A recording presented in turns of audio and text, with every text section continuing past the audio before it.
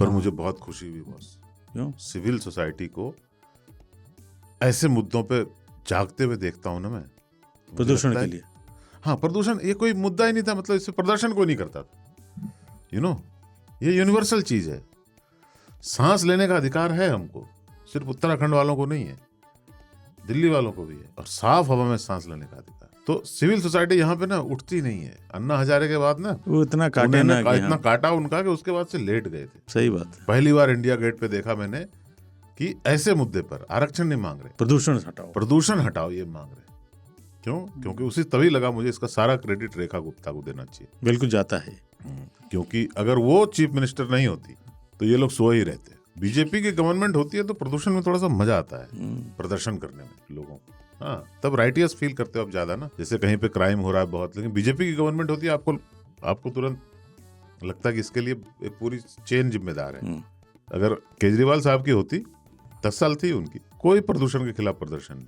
उसके पहले शीला जी थी, भयंकर प्रदूषण था, तब भी कोई प्रदर्शन ब्लू लाइन वाला। रेखा जी आई, पहले साल में इफेक्ट देखो, जनता जाग गई भाई साहब, है ना। मैं तो जानता नहीं उनको, लेकिन उनको बहुत खुश होना चाहिए कि जनता को जागरूक करने में कितना आसान है कि आप एक चीफ मिनिस्टर लगा दो तो लोग घर से बाहर। लोगों ने चुना ही इसीलिए कि जागरूकता फैलेगी। कुत्ते का फैसला, हाँ, कुत्तों के लिए भी लड़ रहे हैं, प्रदूषण के लिए लड़ रहे हैं। पहले सिर्फ अन्ना हजारे के लिए लड़ते थे, उसके बाद अब सो गए कि नहीं अब केजरीवाल जी हैं, वो तो प्रदूषण संभाल ही लेंगे। अन्ना हजारे को भी वीडियो देखे थे, कहीं गर्दन वर्दन की अपने वो करा रहे थे डॉक्टर के, देखा था तुमने? अन्ना तुम संघर्ष करो, हम तुम्हारे साथ। पक्ष पार्टी में मैं जाता नहीं, एक बार चुनाव कराओ, फिर 5 बार वापस इलेक्शन ले लो। मैं इतना प्रभावित था उनसे कि यार लुक एट हिम, क्या एज है, हड़ताल पे, भूख हड़ताल पे बैठे हुए हैं।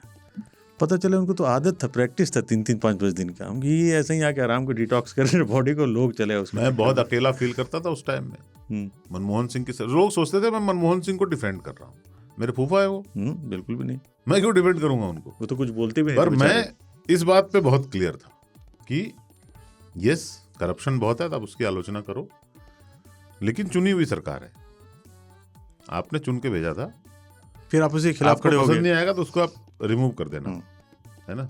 ये आदमी कोई रालेगंज सिद्धि से आके यहाँ पे आंदोलन कर रहा है कि नहीं इसको हटाना है।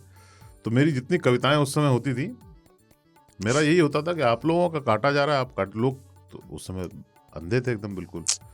अन्ना तुम संघर्ष करो, हम तुम्हारे साथ हैं।